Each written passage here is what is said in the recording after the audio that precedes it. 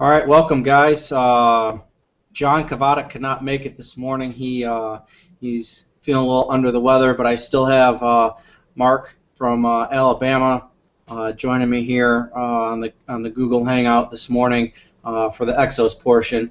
Um, so with John being gone, I'll go ahead and I'll fill in and talk about my bowl setup. John's insight would have been pretty cool here, but we'll still just lean back on just the two of us, and we'll have a free flowing conversation. For those of you that are watching through the Google Hangout page, you can ask questions along the right hand side. As soon as we see them, we'll pull them up and we'll answer any questions you guys might have. So, Mark, if you want to get started, maybe talk a little bit about your meeting rooms. I know I've talked to you and some of the other cohorts there at Alabama as far as what you guys do. It sounds like you guys have a pretty massive operation you guys take with you. Yeah, we so pretty much we instead of renting a lot of stuff from the hotel, we bring pretty much everything we can because it's really expensive. Yeah, I think the only things we really rent are the easels in the room, and then they have a table set up in there just for our projector and laptops to sit on. We do 10 meeting rooms. Just every position has their own room, and in those 10, there's a offensive team room and a defense team room. Then obviously the big team kind of meets in that defensive team room also, with coach being in there. We bring our own projectors and screens and cabling, servers, printers, just the whole 9 yards, and set all that up. So, Mark, you guys are fully networked then, correct? Yes. Mm-hmm. Okay. Yeah. You guys are kind of unique though, because you guys are still running like a full office though. At that point, I think I remember hearing you guys set up something like 40 or 50 stations even when you're on the road. Is that correct? Yeah, we have an office that I don't know if everybody checked out the Facebook page. That everybody pretty much sits in a circle, and that includes production in there, the secretaries, all the grad assistants, and then all the operations people in there, as well as video. So there's 26 people in that room in there. Wow, you guys set up a pretty massive operation. I know us personally, we bring our servers. We brought Thundercloud with us and hooked that up. One thing, we only ran network to our office. We had 7 stations just sitting in our office for data input post practice. And then for offensive and defensive staff rooms, we had network going to those rooms, but then everything else was checked out. I just put everything locally on the computers. We just I don't want to spend the time to set up a full network, run cables, have to take cables down. We aren't afforded to go on the advanced trip, so I don't know what I'm seeing when I get there. I'm walking into a meeting room, or I'm walking into where my office is going to be for the week, and we're kind of developing a plan as we go. We see a floor plan layout, but there's no measurements as far as how far. We're lucky we got a 200-foot cable, Cat5 cable from our IT staff, and we just went ahead and ran that to our defensive staff room. That was our furthest run, but everything else was checked out. Gotcha. How difficult is that for you? Because you have, how many meeting rooms did you say you have? I had, including my staff rooms, I have 12, but then I have 7 drops in my office as far as actual stations. But then I'll pick up computers after meetings before we head out, check everything in, leave a network cable hooked up. So I have more than 7 drops in my office, but they're just not always physically hooked up so that people can see. Gotcha. For me, my staff still does a lot of PowerPoint, and so I'd love to do portable organizers, but the feasibility of portable organizers just isn't there when you have to do PowerPoint. Gotcha. So, how much stuff did you guys have to do? Did you guys bring any printers? Did you rent printers? We rented copiers. We have an agreement with our printing services on campus, and they contacted the same company down there. And so I guess we kind of rented / leased / got 2 copiers, and we brought 2 printers from the office with us down there. Okay. Yeah, we rented a copier. The hotel has a contracted agreement with a company. We were at the Citrus Bowl down in Orlando, and we stayed at the Hyatt Regency. It used to be the Peabody for anybody that had gone Capital One Bowl before and whatnot. But we stayed there. 11th hour is who we used, and there's an 11th hour printing company within the hotel. That was the business center. So anytime if we ran out of toner or anything, it just went through them. But we rented a copy machine through them. We purchased when Coach Kill got here. We didn't have any screens or anything. We purchased 8 screens the first year, and then our IT staff has 2 more, so we borrowed those. We just replaced a whole bunch of our projectors, so the ones that we took down became our travel projectors. We had 7 or 8 of those.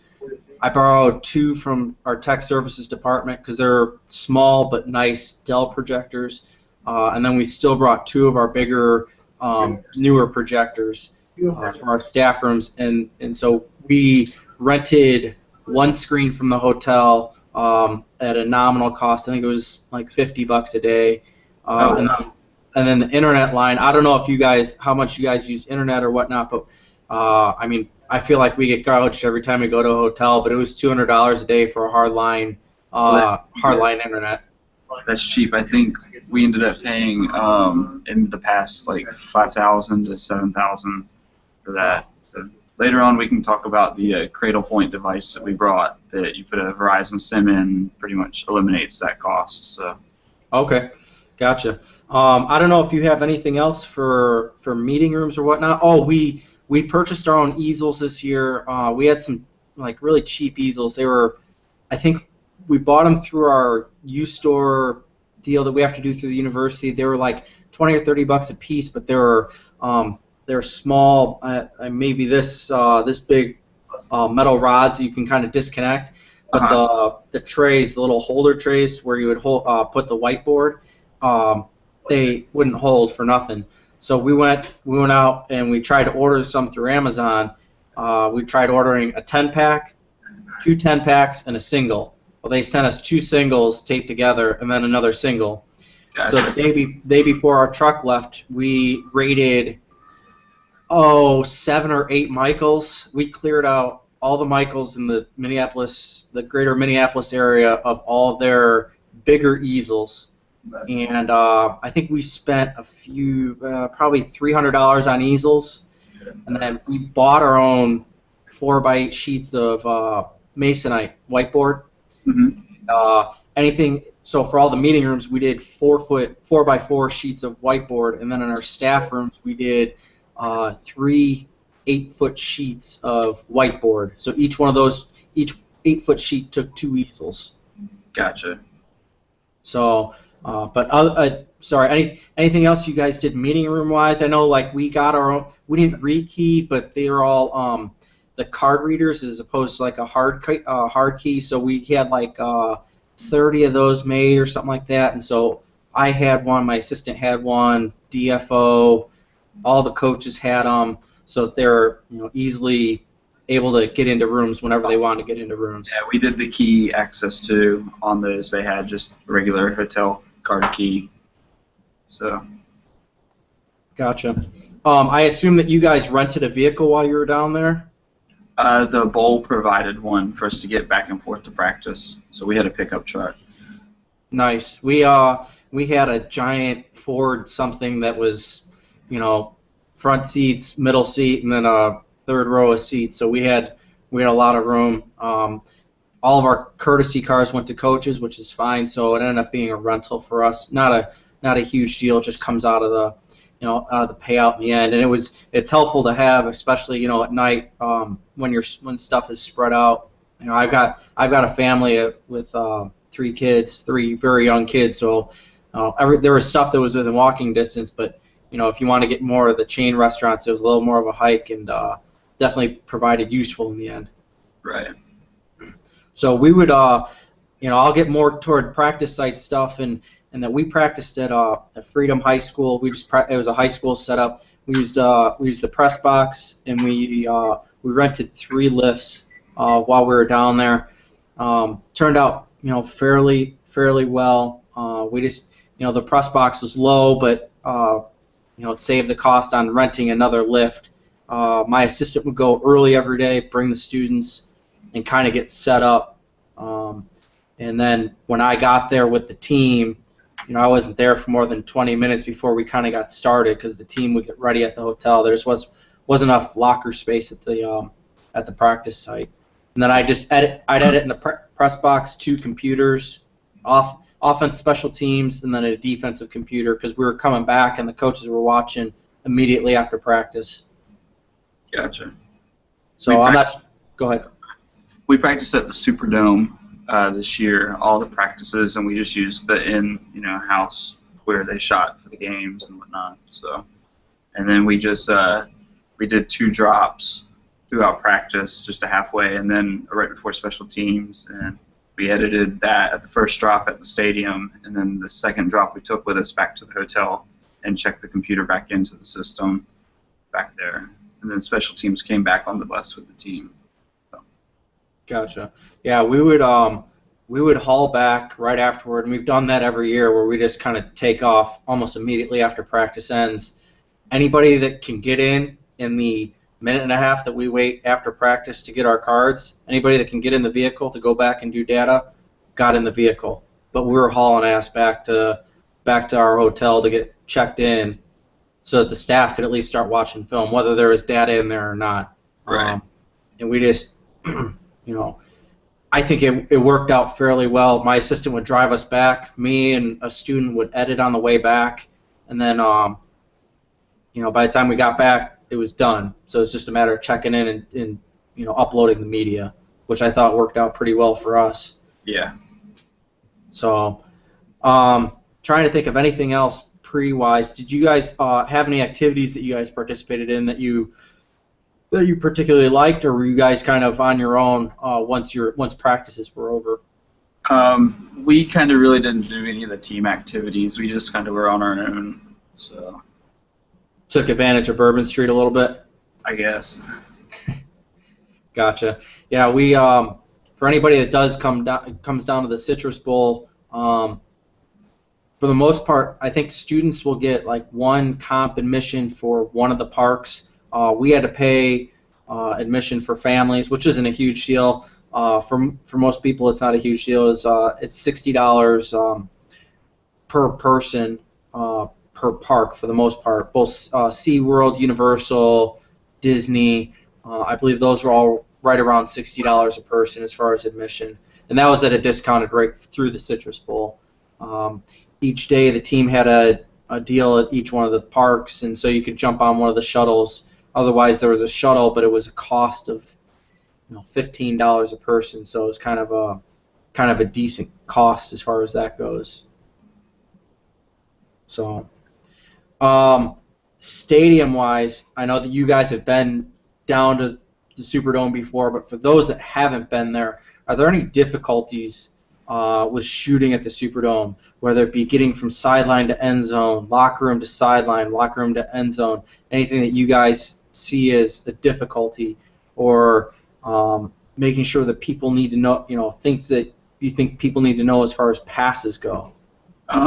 Well, the only weird thing about the Superdome is that the sideline shot is actually up in the air ducts, up all the way in the top. So if you want to go up to the sideline shot, you have to go through the press box, and there's a door in the back with a set of stairs that goes up, and then you actually open a door into the air conditioning duct and walk through the air conditioning duct probably 20 or 30 yards, and then you have another door that brings you into the actual spot to shoot for sideline. So it's kind of weird. Like, the end zones are a traditional spot to shoot from.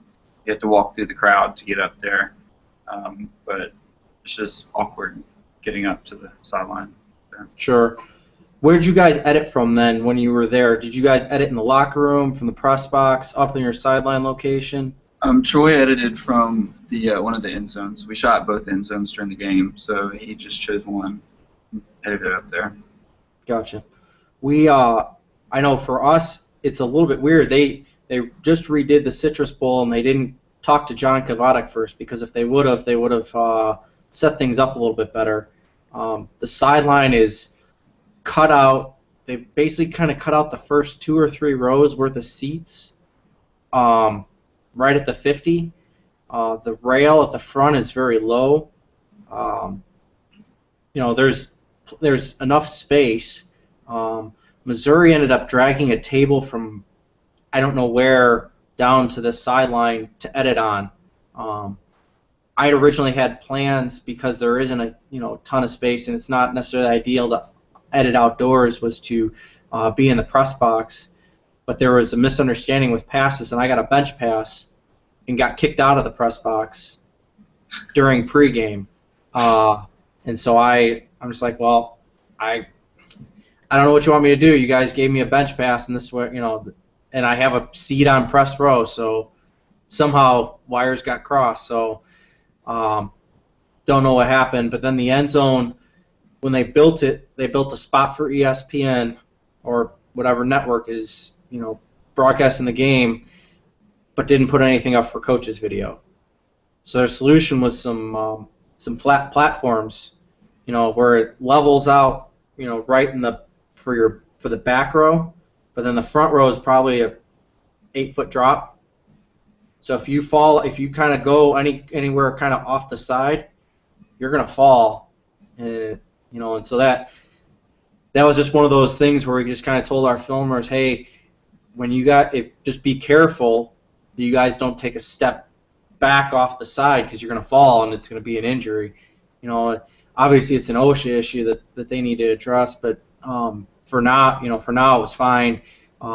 Getting to and from the end zone to the sideline was a little bit of a hassle because the elevators were really slow, and there were 3 elevators, but they're all real slow, so it made it a little bit difficult. So I don't know how escorts were for you guys in New Orleans, but down in Florida they were phenomenal. As far as during the game or to and from practice? No, like to and from practice, to and from any of the events. We had 8 patrolmen with us, included, and it was just we were doing highway speed. They were blocking entire highways for us to get on, blocking on ramps, blocking off blocking any ramps where people could potentially get in our way. They blocked them all. Gotcha. Yeah, we had our vehicle and we just drove back and forth. We really didn't. I know the team had an escort and I'm sure it was awesome, but we didn't have any issues until like the last day when everybody was getting in New Orleans for New Year's Eve that we had any type of congestion. So. Yeah, we never really faced a ton of congestion per se. The only time, there's a lot of congestion around our hotel because of Disney, because of Disney and all the parks, and take it for what it is. I apologize, but there are a lot of foreigners. Just plain and simple, a lot of people come from overseas to check out the parks, to check out Orlando. It's a nice area, when it's cold out to come and just kind of relax and hang out. But there's a lot of people from out of town that not necessarily the greatest drivers, not necessarily they don't understand some of the culture and some of that, so it made things difficult at times. Gotcha. Yeah, so, if you stay at the Hilton was the one that we stayed at down at the end of the street right by the river. That was just a straight shot to and from the Superdome. You didn't have to take any turns or anything. You just went straight there. And then if you stayed at the Marriott, which was over on Canal, they were both pretty much the same distance, but the Marriott's just a little bit more difficult because you have to make a couple turns. So both less than a mile from the Superdome. Gotcha. Hey, I want to double back here for a second, and I've seen pictures of some of the stuff that you guys have for the hotel. Talk a little bit about what you guys have in your server case, because that thing is it's beefy and it looks just freaking awesome. For anybody that travels servers, or I know like I travel mine, but I don't have as much as I'd like to, and but it's its home for the entire year, so I don't for whatever that's worth. I've got 3 servers in there, and then I brought a UPS. So talk a little bit about what's in your server case. Gotcha. For anybody that checks out the picture, It's probably about a 18U rack on wheels, and each rack space is measured in U's. So 1U is about, what is it, 1 3/4 of an inch. So at the top we had a KV, which is a keyboard, video, mouse, pretty much that you can distribute one keyboard, video, and mouse to multiple computers and switch between them. So we had that in the top, and then right below that is a drawer in there for any like extra cables or any type of items that you need to travel that isn't like mounted somewhere. And behind or below that we had an APC just for battery backup, and then all the way down at the bottom we had our video server, and that stays in there all year, and we're constantly backing video up to that. It just kind of stays on just as another server, so if something happens to one of our other ones. And then we box up our DB server, and you'll see that above the video server, and that gets pulled out of our rack here at the office and transported down there and put in that. And then the other peripherals in there is a switch, a router, and then there was also the Cradlepoint modem that we used, and all that's for just basic network routing. So. Talk a little bit about that the Cradle that you're talking about, as far as the kind of eliminating the need for internet service, or what it, I'm not sure what it is you were saying there before. Gotcha. So everybody that I've heard from pays a lot for internet at the hotel, and now with LTE, with cellular connections, that LTE is getting really fast. So what you can do with that is take your SIM out of like your MiFi hotspot and put it into that, and that'll pretty much turn your connection that you would have wireless into a wired connection for you to actually plug like your router into to act as your internet provider on there. So we tried pretty much the whole bowl to use that internet instead of a hotel, and it worked for the most part. It served our needs. There were some times when there were just everybody was in the office and it was running extremely slow, but we were still able to get back to campus and get like our documents that we kept on campus, and for IT people, like a domain controller that pretty much when somebody logs into their computer, it validates and says, yes, you're allowed to get on this computer, and yes, you're allowed to talk to this server, get back and forth. So it served the needs great for that, and the internet, just basic web traffic was, kind of slow at times. It was really slow at times actually, but it worked. Did you do any, I don't know if you use ThunderCloud or if you use Huddle at all, did you distribute anything that way? Yeah, at night after practice we used Dragonfly Road Trip for our iPads, and 2 of the days we pushed practice up to the iPads up there, and it took just a little bit longer, but I mean it went up, so there was no issues. Gotcha. I just thought I'd ask to see if there was any questions with that. Anything else with the bowl you think I'm missing here? I don't have an outline. I'm just talking, a couple guys talking here. So, if you go to the Sugar Bowl, don't stay at the Hilton, because the last 7 teams have lost that have stayed at the Hilton. So, gotcha. I liked our hotel. We had all our meeting space was kind of it was in a line, but it wasn't. We were all on a floor.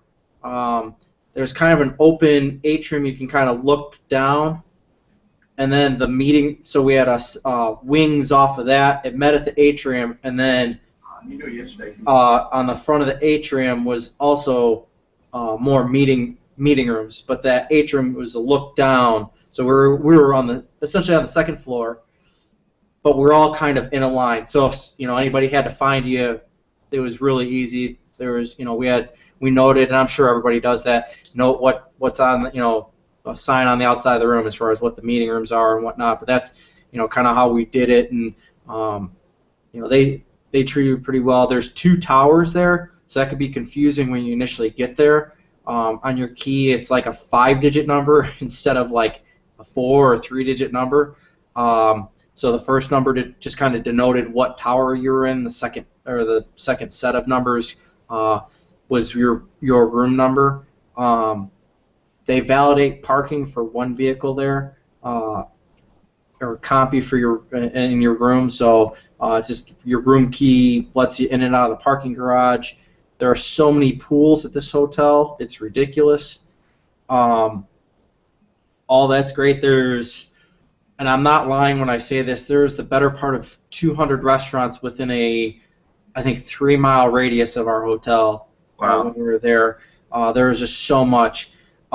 Be careful though, because and this is just from my experience. I've got 3 kids, so we had a couple of medical things came up.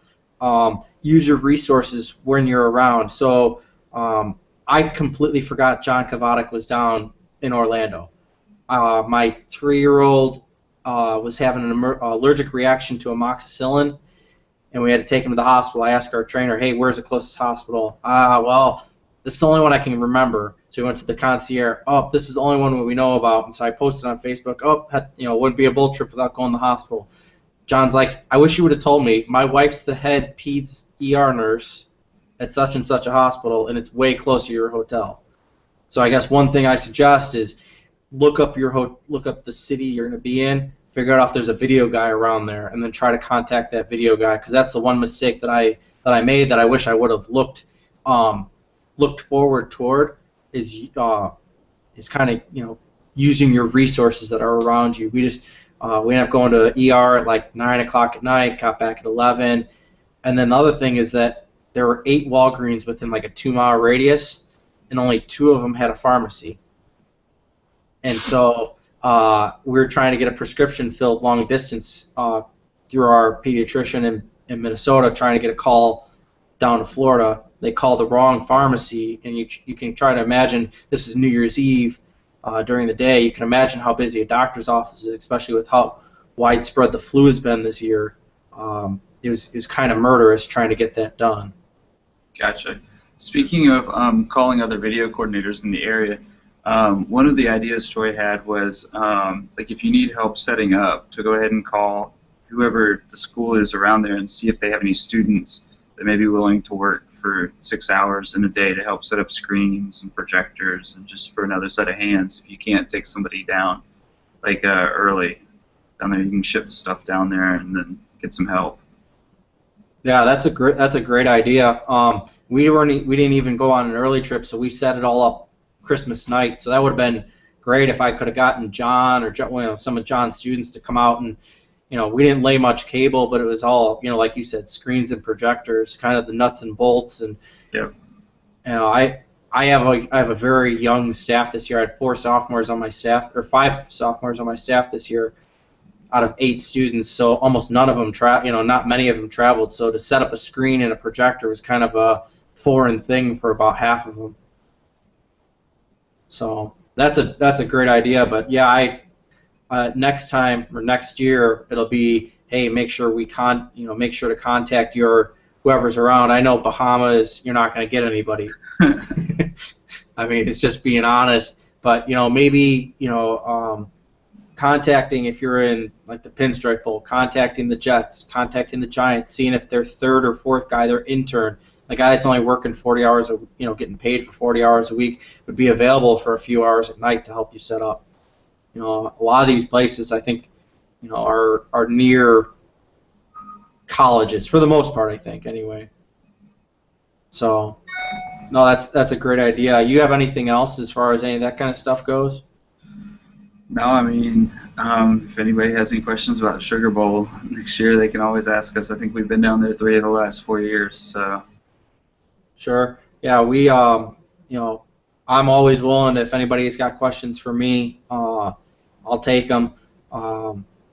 Otherwise, one thing I did see, Mark, is that, and it wasn't a huge deal, but I had a couple of services that didn't start up, and Eagle Eye was a big deal for those that aren't, when you restart your server, sometimes services don't start up right away. Mm-hmm. Check out Eagle Eye on your, particularly because this session we're talking about is an XOS session. Right. Check out Eagle Eye, and a lot of times you can kind of trace back, if you've been around for a few years and you watch the guys when they log into your server, you can really pick up a lot of what you need to know if a service hasn't started. Just kind of tracking back to figure out where the service is. It's all within the service manager within the computer. MSP, yeah. Yeah, you right click on the computer and go to manage. But yeah, that's I know the XOS would say, hey, call us, but if you're on your own, you can't get a hold of XOS. It doesn't hurt to try to track it while you're waiting for XOS to call you back if you got to get a callback done. So I know we had that. We had a couple services that didn't start both when we went there and then when we came back. And it's not a huge deal, but it's just little things to kind of make sure that you figure out. Also, get your shipping info from your hotel contact, just in case XOS has to ship you a drive or anybody has to ship you a drive. Whoever your hotel contact is, make sure that you're getting the correct address, and if it has to be attention to the hotel contact with your name on it, just to make sure that it gets to you. It's probably the best thing. So, Mark, unless you have anything else, I appreciate you jumping on. I know it's we're a little early yet and whatnot, so and a lot of staffs are out of the office. You heading to AFCA next week? I'm not. I'm going to be here in the office. Perfect, perfect. I am also not going to AFCA. I know that there is a group that is going down, and for those that do data stuff, there we've been discussing on the website or on the Facebook page rather. As far as doing the data exchange, that is going to be presented to the coaches as, hey, here's what we're going to be. This is what we're planning on doing as far as we want to exchange these data headings. So, we hope that you guys understand that type of deal, and it's going to, we're going to try to explain it to them the best way we can. I think that there's, 10 or 12 columns worth of data that's, that we're calling the NCAA data heading, just to try to help everybody out as a whole. And I know, conferences may have different rules, and that's fine. But when you get to non-conference stuff, I think it could definitely help out some people. Gotcha. I'm not really familiar with it. What all are you trying to exchange? I know it's very off topic here, but I think no, that's fine. Hey, I think it'll help people. Let me pull up my heading groups here real quick, because I did make I made a heading group here.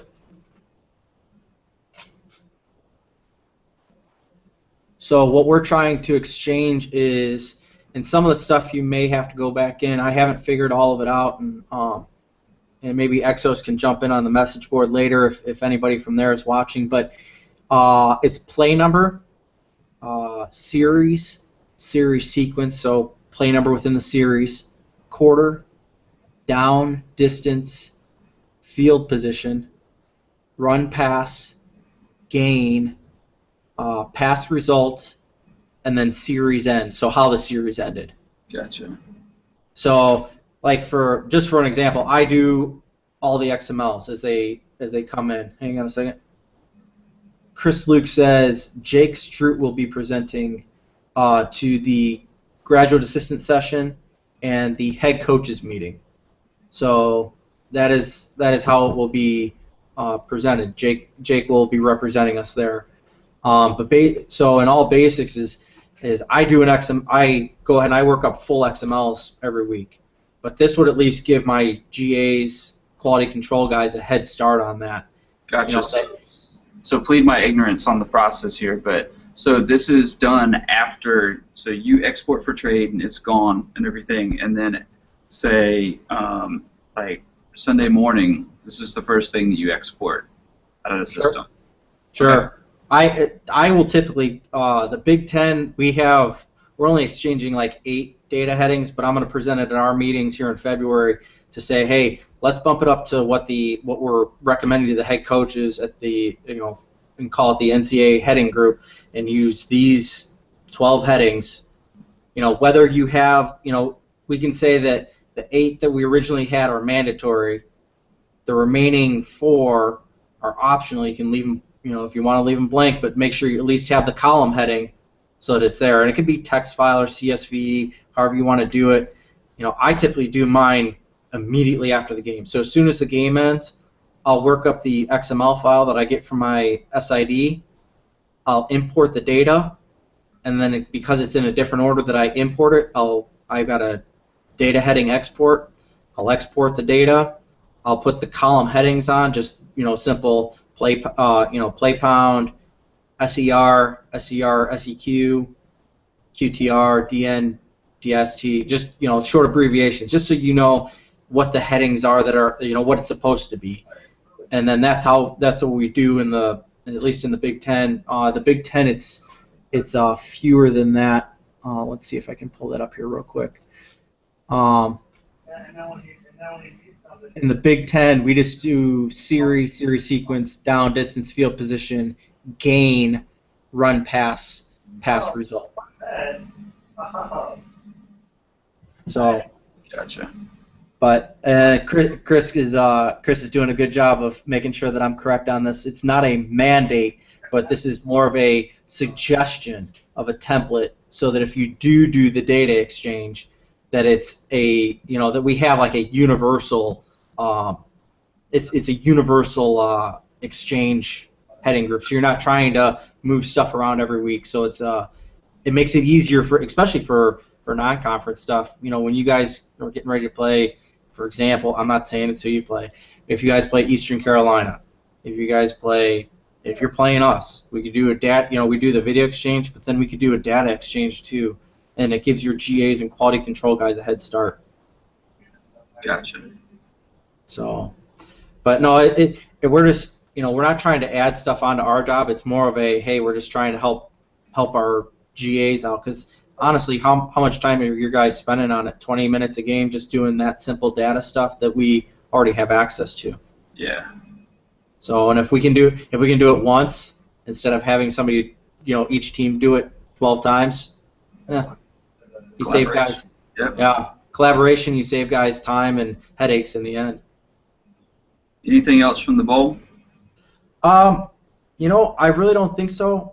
I think one of the biggest things I just took away from it is making sure you have the right passes, and not taking for granted that somebody's going to give you the right pass, making sure you're proactive in some of that stuff. Gotcha. We have a lot more like technical stuff that we could share, but I felt like this was really basic that, If you want, we probably got maybe 5 or 10 more minutes before I'm going to jump off and clear out for the DV Sport guys. Okay. So we've got time. If you've got the time, we'll go ahead and do it. Let's do it. Yeah.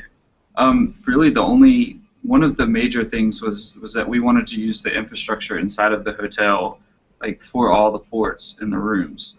And as nice of a hotel as it was, they only had 100 meg switches in there, so we couldn't use the infrastructure in the building because the switches wouldn't have handled XOS in there. So if you go on a pre-site visit and you want to use the infrastructure in the hotel, I would definitely check and make sure they have 100 meg switches. And then in Miami in 2012, we ran into an issue where they used what was called a VLAN, and we didn't have our switch provisioned correctly to talk correctly with their VLAN, so it wasn't passing all the information along. So I would definitely get your IT staff involved with that. I mean, it's really like in-depth IT stuff, but we ended up just having to run cables this year because 100 megs isn't fast enough. So. Sure. What else you got? I love hearing the technical stuff, so go ahead. The floor is yours.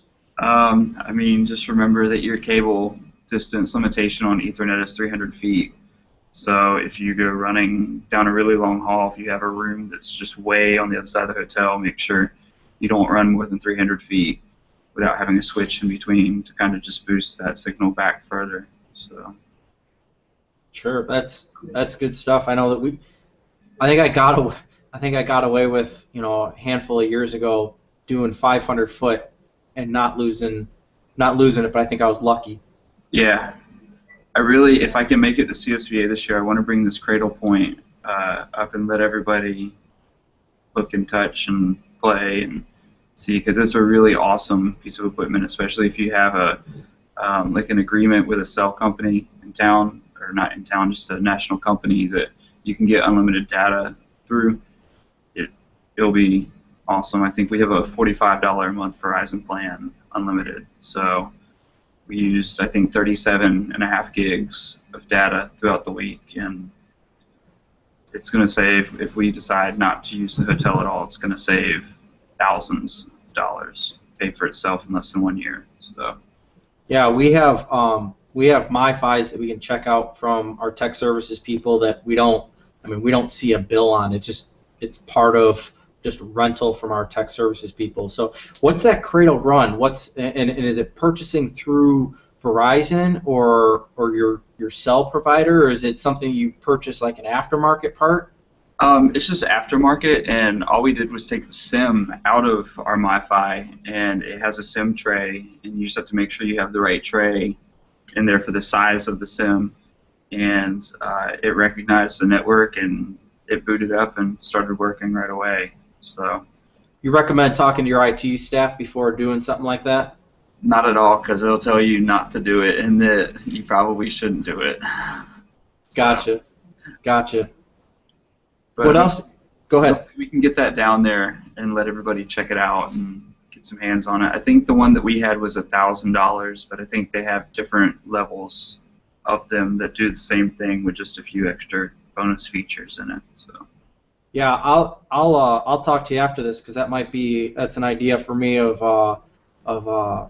something to do as far as avoiding the hardline costs of the hotel down there. So we'll talk either later this week or sometime next week about that. okay, and I'll get the model of it, and I'll post the model of the Cradle Point up on the CSVA page on that. Perfect. Hey, since we're talking CSVA and we got just a couple minutes left, unless you want to keep talking bull stuff, you got more bull stuff, I'm more than happy to go along with it. But Go ahead. Have you found out anything about the app development that we kind of talked about last year? I'll be honest, I haven't seen the. I haven't gone any further with that. So sorry, Chris. I know you're listening right now. So. No, that's fine. We'll look into that further, and we'll kind of get after that after a little while here, but we'll get going.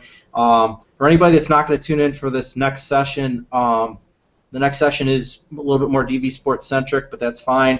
We'll still talk about bull site setups. I think it's good for people to hear about what other people are doing at their bull sites, lift rental and all that kind of stuff, how they edit, how they interact with hotels and whatnot. So for those that aren't going to stick around next week, well, first of all, stay tuned to the Facebook page.